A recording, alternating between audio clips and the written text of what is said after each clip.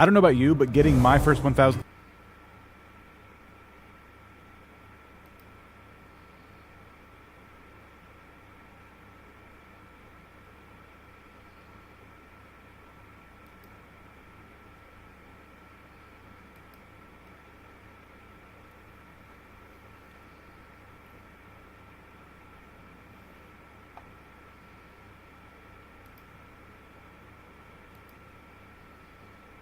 I've spent a lot of time trying to figure out the breakout strategies that channels like these used to gain such traction so quickly. Today, let me share what I've learned about channels like this. I'm going to boil it down to just 4 strategies, and some of these feel pretty simple, but they're really easy to overlook. As we go through these, I'm not going to stop at what they did to grow, but I'm also going to explain why what they're doing is working. Hear me out though. The usual advice here is about following a specific passion, but more importantly, also being strategic. Many people will tell you that, yeah, you should pick a popular niche that you're passionate about, and maybe it has like a high search volume, so you know a lot of people are looking for it.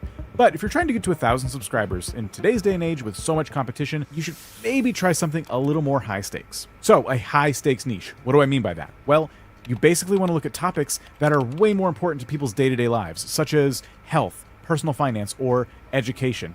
And these aren't just casual browsing topics, right? These things affect people's day-to-day lives. And if none of those specific examples are things you would like to be covering, don't worry, we'll get to that. But when it comes to health, people inherently care about it and their family's well-being. When it comes to the soaring costs of living, then people are saving a lot more money or they're trying to invest. And all of those things are a lot more important than just looking for a quick bit of entertainment. The people looking for these types of videos are seeking solutions, advice, information, anything that can have a real impact on their actual lives. If you're doing something a bit more risky for yourself, like comedy, for example, people are a lot more likely to click off if a joke doesn't land. But they're probably going to stick around if you have a bunch of promises that you're trying to deliver on within this educational piece of content, right? I did start with the highest stakes content in those examples, but let's just say you are a gaming channel.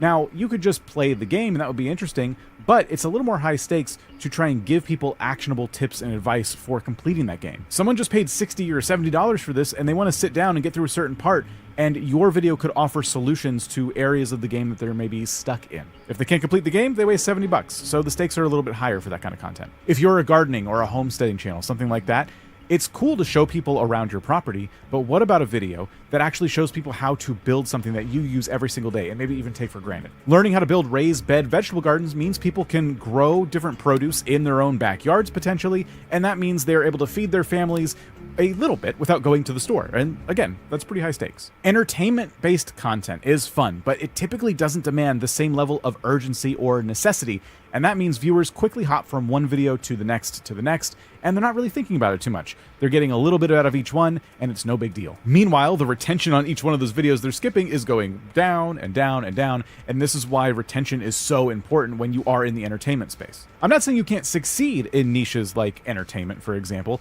and countless creators have built massive audiences through their brilliant entertainment skills that they've built over time, right? But generally speaking, if you make a high stakes niche kind of video for your target audience, you can capture a lot more of their loyalty from the start as you practice and grow as a creator, and then maybe you can do some of those more entertainment driven pieces of content as well. The possibilities are honestly endless once you kind of figure out the core value proposition of your channel. What separates it from all the channels like it on YouTube? But finding the right niche is just one piece of the puzzle. You're not going to go anywhere if you don't nail the second principle. This one is going to help you increase your growth exponentially, even in the most saturated of niches. The channel I want to point to as an example embodies this perfectly, and they go by Miss Rachel. It's not news that kid-focused channels dominate YouTube's top rankings, but Miss Rachel realized something early on about her audience. She understood that while kids are the viewers, they're not the ones controlling what they actually watch, when they watch it, or where they watch it. This meant that the parents, not the kids, were the true audience from a decision-making standpoint. So instead of just mindlessly creating videos to entertain children,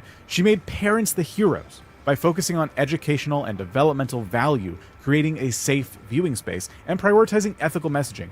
And she landed herself over 9 million subscribers in record time. That's the second principle. Truly understanding your audience. Yes, you make kids content, but what does that really mean when it comes to the kids who are watching the content? To hyper-target your audience, you want to focus on specific things, like their perspective, their fears, their desires, their motivations, rather than just making bold assumptions. And to learn these things, you should go beyond the superficial demographic data that YouTube gives you and you should really try to understand and empathize with the people who actually watch your content. Go to different online communities where maybe they hang out and try and learn things like their problems, their obstacles, things they're struggling to overcome that your content can help with. What types of strong interests, hobbies, or passions do your viewers typically have? What are the knowledge gaps they're hoping to fill? What entertainment desires and emotional cravings are they looking to satisfy? Behind every click, every view, every subscription you get on your channel is a human making a decision, and they have their own aspirations and motivations. So as I said, I want you to dive deep into your audience's world. Use the comment section, the community tab, use live streams. Any type of interaction that you can have on your channel is a great place to start. But I also mentioned Reddits, Discord servers. Every single niche on the internet has a different home somewhere where people are typically hanging out and talking. Now let's talk about the third principle, which is something a lot of newer channels kind of miss out on, and it's the big reason why their videos aren't getting picked up by the algorithm in the first place. To paint the picture, I'm going to use an example from Dylan Jardin that caught my eye. He compared how South Park produces entire episodes in 6 days, while Family Guy and The Simpsons and Rick and Morty all need like 8 months or more. How does South Park get so much done in so little time? Well, they simplify the process. Major sections of the production process are kind of eliminated sometimes, right? Sometimes they're not using storyboards. They'll simplify character animation. They'll reuse backgrounds. To this day, South Park is one of the scrappier shows, and yet they still haven't lost any audience along the way. So how do they manage that? That's the third principle. They've found a way to remove the unneeded fluff in the process and just go straight to delivering value. Value in this context means understanding and delivering the things that your audience need the most out of your content. Just like the creators of South Park,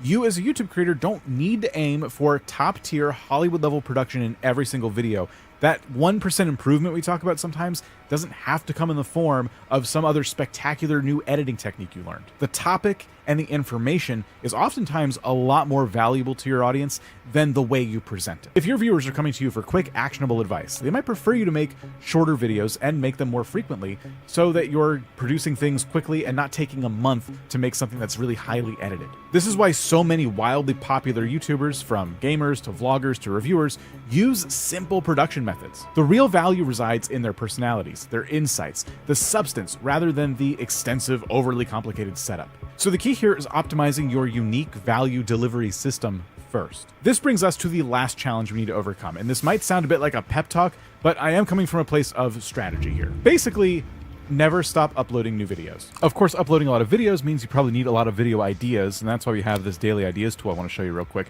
I mean, right now it is connected to our channel, but this is going to give us a lot of jumping off points for different